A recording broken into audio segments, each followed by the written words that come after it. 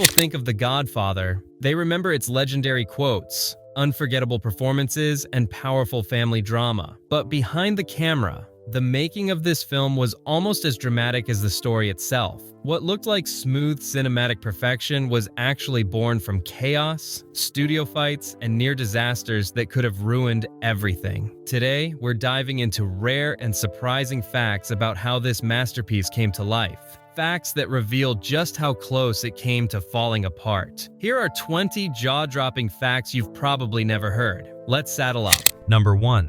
When director Francis Ford Coppola suggested casting Marlon Brando as Don Vito Corleone, the executives at Paramount Pictures were furious. To them, Brando was box office poison. His recent films had flopped, and his reputation as a difficult actor made him a risky choice. But Coppola believed in him and arranged a private audition at Brando's home in Beverly Hills. Instead of showing up as the charming Brando everyone expected, he transformed himself. He slicked his hair back with shoe polish, stuffed tissue paper inside his cheeks, and lowered his voice to create an older, bulldog-like figure. What the camera captured shocked everyone. Brando wasn't just acting, he became Vito Corleone. The executives who swore they'd never approve him had no choice but to agree. That moment sealed his place in history. Number 2. For decades, fans believed Brando stuffed cotton in his mouth during filming to create the Don's iconic jawline, but that's not true. He only used tissue paper during his audition. On set, the look was achieved with special dental prosthetics created by professional makeup artists. This detail mattered, because while audiences loved the myth of Brando's extreme method acting, the truth shows something even more impressive. His creativity during the audition was so good that a team of professionals had to design custom prosthetics just to copy it. Number 3.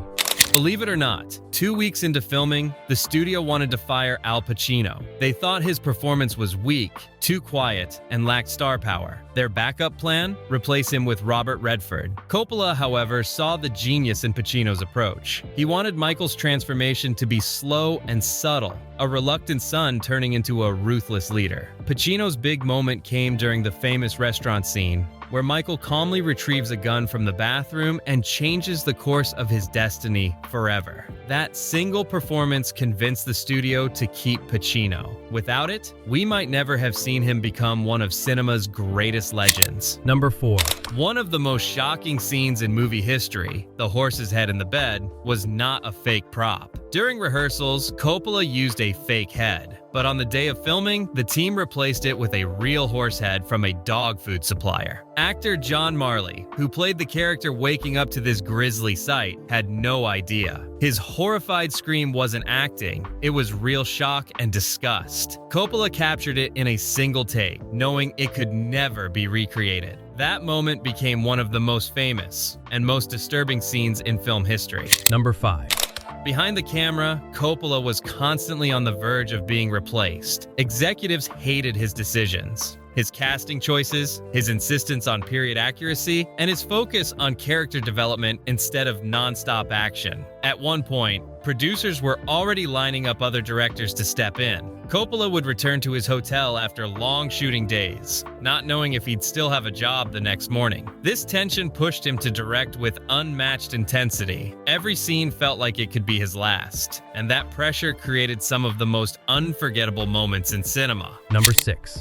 One of the most iconic images in The Godfather is Don Vito Corleone sitting in his office during the opening wedding scene, calmly stroking a cat as he listens to a request for justice. But here's the twist. The cat wasn't in the script at all. On the day of filming, director Francis Ford Coppola spotted a stray cat wandering around the Paramount lot. Without hesitation, he scooped it up and placed it in Marlon Brando's lap just moments before the cameras rolled. Brando, being the master improviser, instantly embraced the addition. Instead of just sitting there, he stroked the cat gently while speaking his lines. The result was magical. The soft, almost tender image of the cat contrasted perfectly with the ruthless power of the Don. But what audiences didn't know was that the cat nearly ruined the audio. It purred so loudly into the microphones that sound engineers struggled to capture Brando's dialogue clearly. Coppola later joked that while the cat gave them cinematic gold, it also gave the sound department nightmares. Still, The choice was genius. Without a single word, that little stray cat told us everything about Don Corleone. Calm, affectionate, but always in control. Like a predator that could pounce at any moment. And speaking of Brando's improvisation, did you know he nearly wasn't cast at all? In fact, the studio fought hard against him, until Brando pulled a stunt so shocking it forced Paramount to reconsider. Number 7.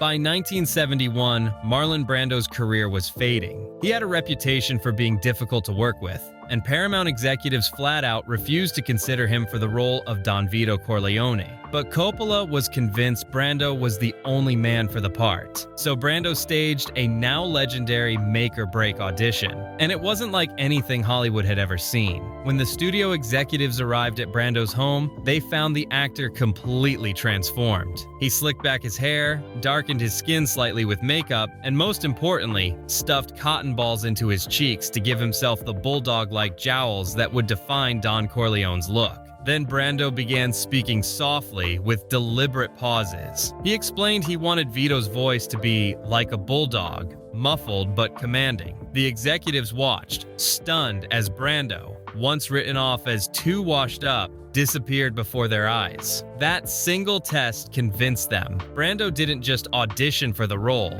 he created the character right there in his living room. Of course, in the final film, he swapped the cotton balls for a custom-made mouthpiece designed by a dentist, which gave him the unforgettable look and sound audiences know today. But while Brando fought to prove himself, another actor almost lost his role entirely, because the studio couldn't decide if his character should even exist. Number 8.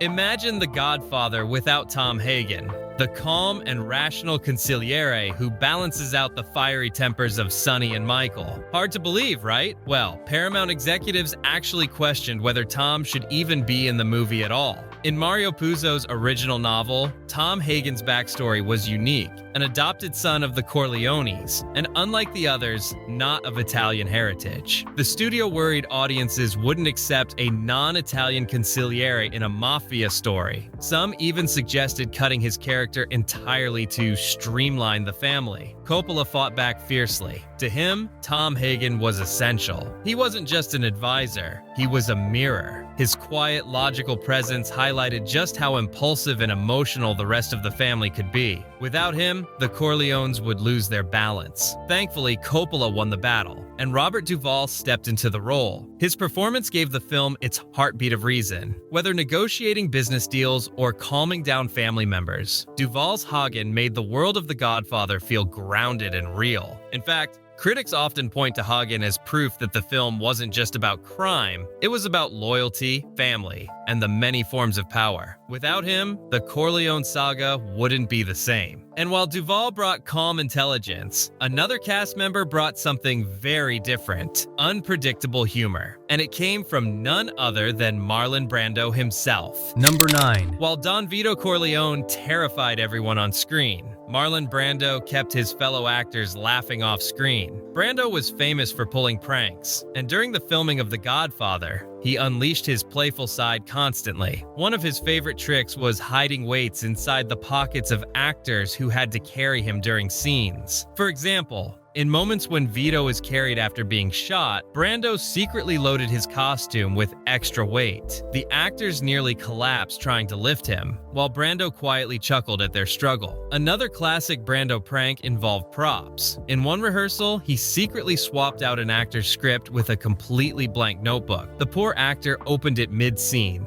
froze, and panicked, only for Brando to burst into laughter. Even during intense moments, Brando found ways to lighten the mood. According to Robert Duvall, these pranks actually helped the cast bond. The film was dark, the subject matter heavy, and tensions with the studio were constant. Brando's mischief reminded everyone that at the end of the day, they were still making a movie. Far from being a distraction, his humor kept the set alive, and may have been one reason the cast delivered such natural, believable chemistry on screen. And speaking of natural chemistry, there's one iconic prop that wasn't planned at all, yet it became a symbol of the entire film. Number 10. When audiences think of Robert Duvall as Tom Hagen, they picture the calm, intelligent consigliere. the lawyer and trusted advisor who balanced loyalty to the Corleone family with the logic of an outsider. But what most people don't know is that Duvall nearly walked away from the project entirely over a seemingly small creative disagreement. In Mario Puzo's original novel, Tom Hagen is described as having Italian roots, but director Francis Ford Coppola envisioned the character differently. He wanted Hagen to be Irish-German, not Italian, which would make him stand apart from the family bloodline. To Coppola, this wasn't a minor detail. It was essential to the entire story. Why? Because it made Tom both an insider and an outsider. He was loved by the family, raised alongside Sonny, Michael, and Fredo, yet he could never truly be one of them by blood. This dynamic gave his role as consigliere more weight. He was loyal by choice, not by heritage. His position in the family reflected trust earned rather than trust inherited. At first, Robert Duvall resisted this change. He worried that portraying Hagen as a non-Italian might feel like a studio compromise, something thrown in to appease mainstream audiences rather than staying true to Italian culture. He didn't want to dilute the authenticity of the film, but Coppola convinced him. He explained that making Tom Hagen Irish-German was not only historically accurate, many organized crime families in that era did in fact bring in outsiders for legal and business advice, but it also made the character more unique. Duvall eventually agreed, and the result was one of the most layered performances in the film. By being the outsider on the inside, Duvall's Tom Hagen brought a quiet tension to every scene. His advice always carried a subtle reminder. He was trusted, but never entirely one of them. And that dynamic made the story richer. Had Duvall walked away, the role might have gone to someone else, and the Corleone family would never have had its perfect voice of reason. Number 11. The image of Marlon Brando as Don Vito Corleone is that of a serious, intimidating patriarch. But behind the scenes, Brando was anything but grim. In fact, he became famous among the cast and crew for pulling elaborate pranks during production. One of his favorites involved adding hidden weights under his body during the scene where Corleone is carried upstairs after collapsing in the garden. The other actors, including James Caan and Al Pacino, struggled to lift him, not realizing Brando had made himself nearly impossible to carry. The result: pure chaos on set and exhausted cast members who had no idea what had just happened. In other moments, Brando would scribble funny or bizarre messages on cue cards and tape them around the set. So when actors looked over for their lines, they'd suddenly see something ridiculous. Imagine preparing for one of the most intense, emotional scenes of your career, only to glance at a note that said something completely absurd. That was Brando's way of keeping everyone loose. Why did he do this? Not just for laughs. Brando understood that the subject matter of The Godfather was heavy: betrayal, violence, and power struggles. The actors were often under extreme pressure to deliver performances filled with tension. By breaking that tension between takes, Brando kept the atmosphere from becoming too overwhelming. In one particularly legendary prank, Brando even convinced younger cast members that he had psychic powers. He would predict shocking details about their lives, things he could only know if he had some kind of supernatural ability. In reality, he had bribed crew members to tell him little secrets about the actors. For weeks, some of them believed he had mystical insight. The irony? Even his pranks fed into the aura of Don Vito Corleone. He made himself mysterious, unpredictable, and strangely powerful, both on-screen and off. Number 12. The opening scene of The Godfather is one of the most famous in cinema. A man begs Don Vito Corleone for justice on the day of his daughter's wedding. Brando sits calmly, petting a cat in his lap while delivering some of the most iconic lines in movie history. But here's the thing. That cat was never supposed to be in the film. The animal was a stray wandering around the Paramount lot on the day of filming. Brando picked it up, placed it on his lap, and started petting it, without telling Coppola. Suddenly, the cat became part of the scene. The result was extraordinary. The gentle image of Don Vito stroking a cat while discussing matters of life and death created a perfect contradiction. It showed the duality of his character, a man capable of compassion and cruelty at the same time. The cat, however, wasn't exactly a professional actor. It purred so loudly that it nearly ruined the sound recording. The audio team struggled to separate separate Brando's dialogue from the constant rumbling purr, but Coppola refused to cut it. He knew they had captured something magical, something no script could have planned. That stray cat, by accident, became one of the greatest metaphors in film history. Number 13.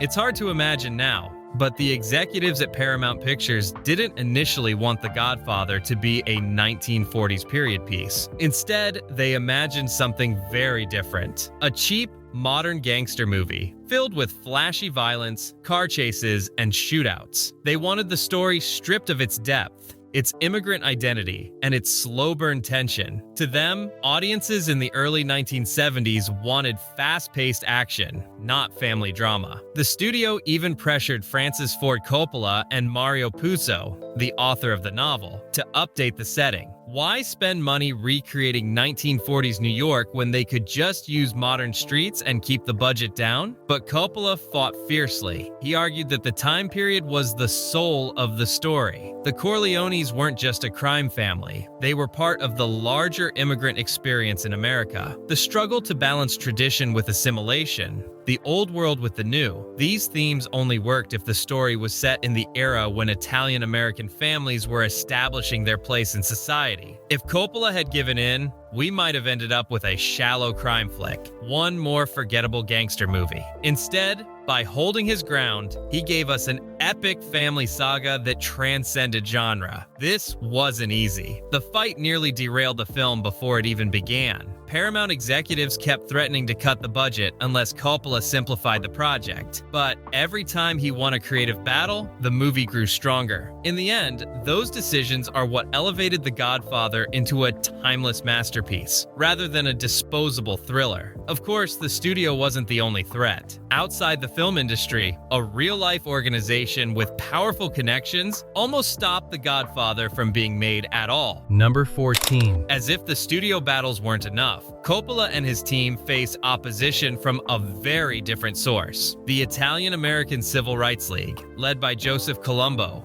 who was also the head of one of New York's real-life crime families. The League's official stance was about protecting the image of Italian Americans. They argued that The Godfather would reinforce stereotypes, portraying Italian Americans only as criminals and mobsters. Public protests drew thousands, and the media seized on the controversy. But beneath the surface, there was another motivation. Real organized crime figures were nervous. They feared that the film's authentic depiction of mafia life might draw unwanted law enforcement attention. Negotiations became tense. At one point, it seemed impossible for the production to move forward in New York, but eventually a compromise was struck. Paramount agreed to remove specific words like mafia and Cosa Nostra from the script. Ironically, this made the film even better. Why? Because avoiding those words forced the characters to use coded language, euphemisms, and subtle references instead. It made the dialogue more realistic, reflecting how actual crime figures avoided incriminating terms. What began as an obstacle turned into one of the film's greatest strengths. Instead of feeling like a Hollywood exaggeration, The Godfather felt grounded, authentic, and chillingly real. But while political organizations were fighting the script, an entirely different crisis was happening on set, one that started with something as small as a hairpiece, but almost destroyed an actor's entire career. Number 15. Richard Castellano, who played Peter Clemenza, delivered one of the most beloved performances in the film. His warmth, humor, and authenticity made Clemenza an unforgettable character. But his involvement in The Godfather almost ended before it began, over a disagreement about his hair. When Castellano arrived on set, his hairstyle screamed 1970s, not 1940s. The problem was obvious. His look completely broke the illusion of the period setting. The costume and hair department presented him with a specially designed toupee that would match the era. It looked authentic, subtle, and professional. But Castellano refused. He absolutely did not want to wear a hairpiece. To him, it felt fake, embarrassing, and unnecessary. He dug in his heels, creating a standoff that delayed filming. For For days, the production stalled. Coppola was stuck between two bad options: either force Castellano to wear the toupee and risk losing his cooperation, or allow him to keep the hairstyle and risk ruining the film's historical accuracy. Eventually, the hair department created a compromise, a more natural-looking piece that Castellano reluctantly accepted. The crisis ended, but not before everyone realized just how fragile the production was. Even small details, like a haircut, could spark massive conflict. But in a way, this obsession with perfection is what made The Godfather so remarkable. Everyone on set knew they were making something special, and that made every detail feel larger than life. And speaking of larger than life, one of the most legendary scenes in the film, the restaurant assassination, was so demanding that it took 77 takes to get right. Let's explore why that moment almost broke the cast and crew. Number 16. One of the most unforgettable moments in The Godfather is the restaurant assassination scene. It's the moment Michael Corleone, played by Al Pacino, shifts from being the quiet, reluctant son into a ruthless man of action. The sequence is simple in theory. Michael excuses himself to the restroom, retrieves a hidden gun, and returns to the table to kill Virgil, the Turk Sollozzo, and corrupt police captain McCluskey. But in practice, it was one of the most technically demanding scenes in the entire film. Director Francis Ford Coppola knew this was the turning point of the story. The entire transformation of Michael hinged on this one sequence. If it failed, the audience would never believe his journey into becoming the new head of the family. So Coppola demanded absolute perfection. He and cinematographer Gordon Willis rehearsed every camera angle, every shadow, every pause. They wanted the audience to feel Michael's inner conflict through silence and tension, not dialogue. The problem? It took 77 takes to get it right. Some takes failed because of sound issues, others because of lighting. Sometimes Pacino would deliver his performance perfectly, only for a technical flaw to ruin the shot. Other times, the technical side was flawless, but Coppola felt Pacino's hesitation or intensity wasn't quite strong enough. Pacino later admitted that the endless repetition pushed him to his limit, but he also credited those 77 takes with giving him the focus he needed to deliver Michael's chilling calmness. The scene unfolds so quietly, so patiently, that when the gun finally fires, it feels like an explosion. Not just of violence, but of destiny. Audiences were stunned. In that moment, Michael wasn't the college kid anymore. He wasn't the outsider. He had crossed the line, and the audience crossed it with him. And if Michael's transformation was shocking, wait until you hear how another actor nearly missed out on being in the film altogether, until Coppola fought to give her a role that would change her life. Number 17.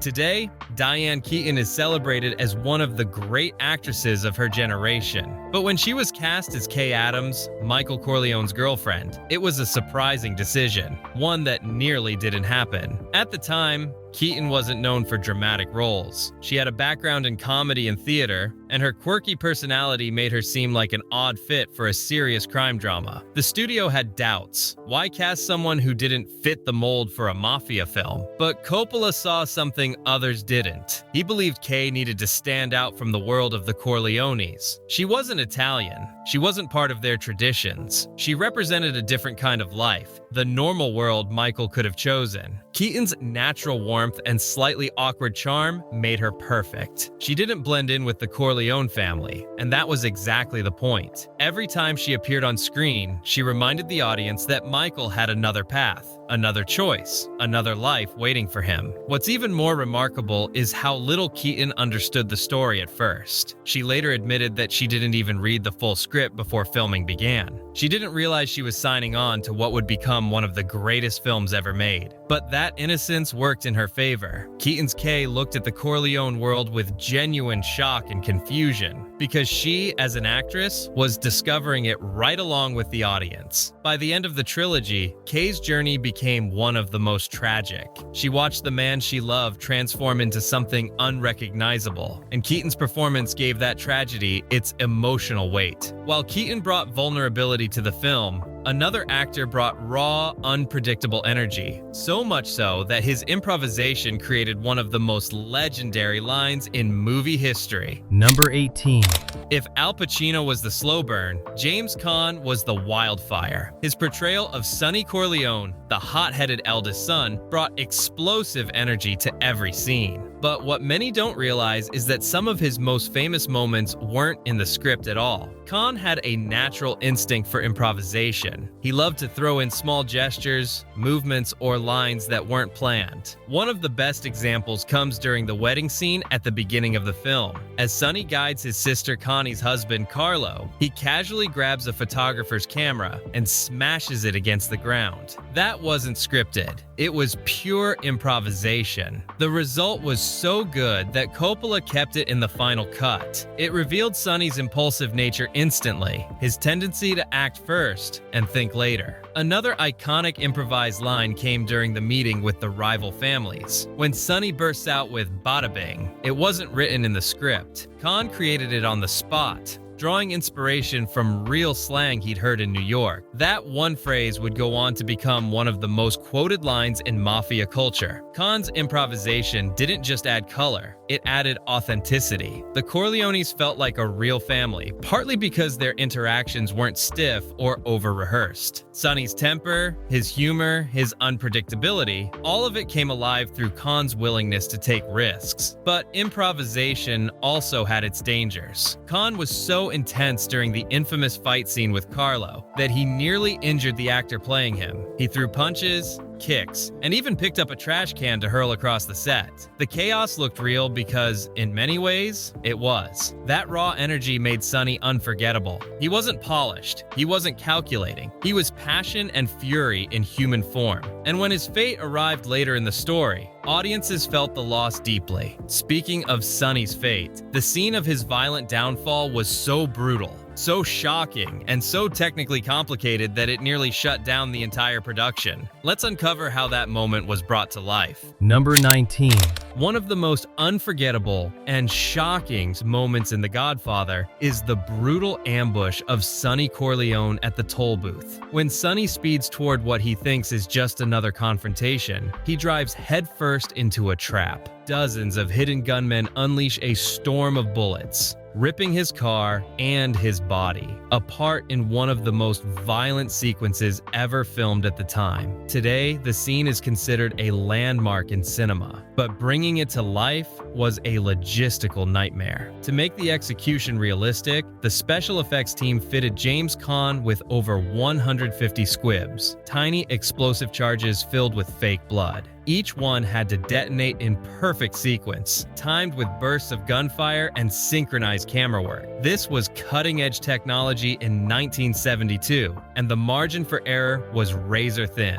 The first attempt, a disaster. Some squibs misfired, others exploded too early, and Caan himself was left bruised from the impact. The team had to reset everything, a process that took hours. Each delay drove up costs, frustrating Paramount executives who were already nervous about the film's ballooning budget. By the time Coppola called action again, the entire crew knew they had one shot to get it right. Caan braced himself, and when the guns roared to life, he threw himself into the performance. The squibs detonated in horrifying rhythm, sending sprays of blood across his shirt. His body convulsed as though being torn apart by real bullets. When the cameras finally cut, there was silence. Then, applause. Everyone on set knew they had just captured something unforgettable. But the toll booth scene didn't just shock audiences, it redefined cinematic violence. Up until then, Hollywood gunfights were often clean, quick, and bloodless. Coppola's version was messy, prolonged, and devastating. It wasn't just violence for entertainment, it was violence with weight, reminding viewers of the true cost of the lifestyle the Corleones lived. For James Caan, it became his signature moment. But behind the scenes, it nearly shut the film down. The sequence was so expensive that Paramount executives considered pulling the plug. Luckily, Coppola delivered, and the scene went on to become one of the most analyzed and remembered deaths in movie history. And while James Caan risked his body in that scene, another actor was fighting a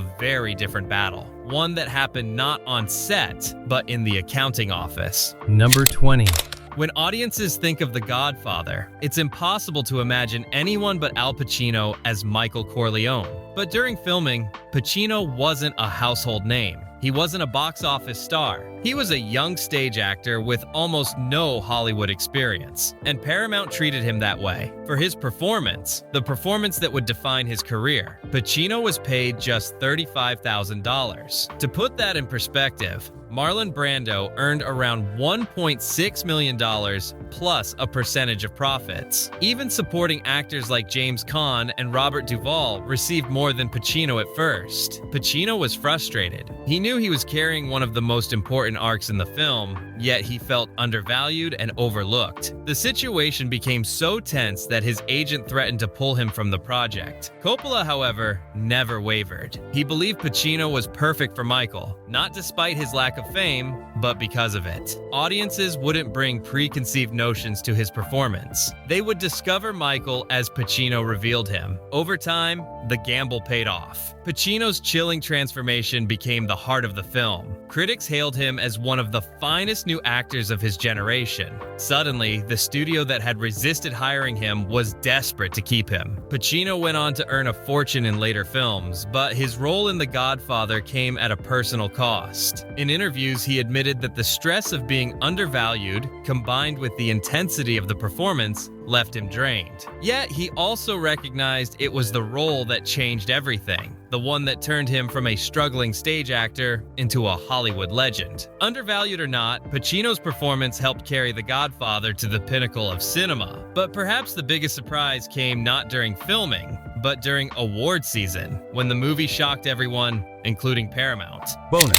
When The Godfather premiered in 1972, it quickly became a cultural phenomenon. Audiences lined up for hours outside theaters. Newspapers were filled with glowing reviews. It was clear the film was a masterpiece. But Hollywood's biggest prize, the Academy Award for Best Picture, was far from guaranteed. Some Academy members dismissed the film as just another gangster movie. Others argued it glorified crime. Behind the scenes, Paramount worried that the controversy surrounding the Italian-American protests would hurt its chances. Then came the twist. The Godfather didn't just win Best Picture. It also earned Best Actor for Marlon Brando and Best Adapted Screenplay for Mario Puzo and Francis Ford Coppola. But even those wins came with drama. Brando famously refused his Oscar, sending activist Sachin Littlefeather to decline the award on his behalf. He wanted to draw attention to Hollywood's mistreatment of Native Americans. The moment became one of the most talked about protests in Academy history. Meanwhile, Al Pacino, who had been nominated for Best Supporting Actor, boycotted the ceremony entirely. He believed he had been miscategorized. After all, wasn't Michael the lead of the story? To Pacino, being placed in the supporting category was another insult, another sign of how little the studio valued him during production. Despite the controversies, The Godfather's award cemented its legacy. It wasn't just a box office hit. It wasn't just a critical success. It became a piece of cinematic history, proof that great storytelling,